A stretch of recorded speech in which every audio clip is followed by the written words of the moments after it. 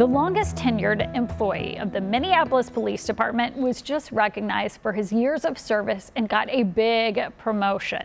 Reg Chapman was there as the community gathered to thank him for serving with compassion. It was a celebration for a man who, for decades, has led homicide investigations with compassion. I was shocked that despite his service, his unbelievable commitment to community and commitment to the profession, he had not been written up for an award in at least 20 years. Chief Brian O'Hare presented Lieutenant Zimmerman with a Distinguished Service Award for his 38 years of service, 20 years of investigating narcotics, sex crimes, and homicides. The last 15 years, he led the homicide unit. He is a fantastic role model of what it means to aggressively enforce the law while compassionately building trust in our community. Present and retired command staff members made sure to show their appreciation for Zimmerman, as did boots-on-the-ground organizations he works closely with. But for us, that matters, that you show that love and that compassion, and you are consistent with showing that love and compassion, and we appreciate you. Our cameras were there when Zimmerman learned of his promotion. Commander Zimmerman, front and center, please. He says it was unexpected. Lieutenant Zimmerman's been promoted to the rank of commander. He will now be the Major Crimes Community Response Coordinator, working as a liaison with the community and a mentor to younger investigators, a job he says he is ready for.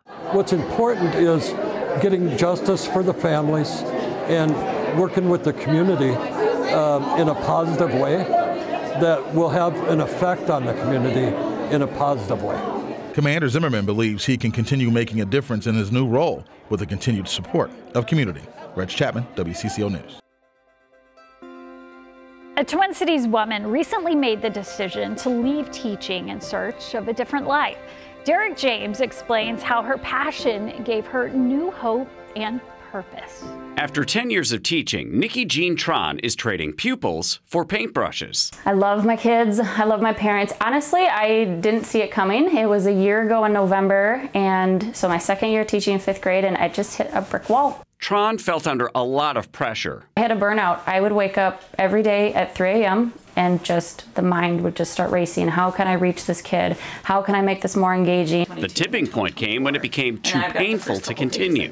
And I would get pounding headaches every day, and then I would cry mid-teaching. Like the kids would see it coming. Mrs. Tron, go to your desk. We'll just do homework. With the support of her husband, Paul, Tron finished out the school year before turning to the passion that got her through another difficult time. My entire life I was going to be a mom. That was my job, and that's what I really wanted to do. And in 2014, we found out we probably wouldn't be able to have kids. So my entire purpose for life just kind of fell. And so I reached for watercoloring because even as a kid, I wanted to illustrate and write my own book. 4 years later, she created her first Minnesota watercolor calendar. She didn't produce a calendar for 2023, but now she's back, sharing her renewed love of life and Minnesota through art. The paintings, the Minnesota State High School hockey tournament, that's the time we actually got to get out of school and not get in trouble for it. Photos, my nana, my great-grandma, my grandpa, my aunt making pasta. Fonts. Everything is literally my handwriting. That's not common, is it, in calendars? No. And stories. In the month of July is when Paul proposed, and in the conservatory at Como. Are all personal. So I like painting my life almost, it's like I'm creating my diary with watercolors. Painting signifies change as one moves from a blank canvas to endless possibilities. It's a change, it's terrifying, but you just have to try. The challenges, difficulties, and opportunities of the last decade have changed Tron's view of success. Am I happy? Am I working on the goals that I want? And honestly, worst case scenario, no one buys my calendar. I have a ton of Christmas gifts and birthday gifts for people. There's a coffee shop in Minneapolis where a cup of joe is providing more than just a caffeine boost. Pauline Lee stopped by Rick's Coffee Bar for a taste of their coffee with a cause. Coffee is usually grounded in the beans and water. But at Rick's Coffee Bar in Minneapolis, it also gives you a taste of community. And this offers a place for people to be reconnected. Connected by camaraderie for those who've served our country. Dark roast? Here, all of the proceeds go to support veterans.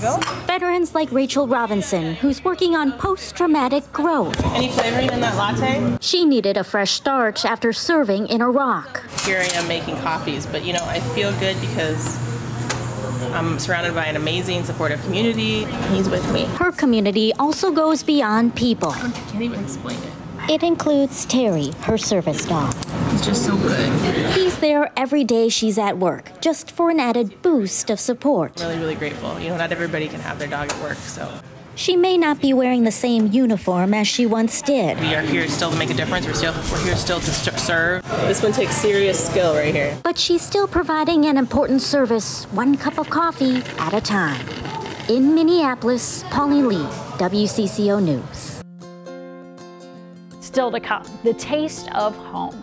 See the new restaurant you can try that's inspired by the childhood of an award-winning chef.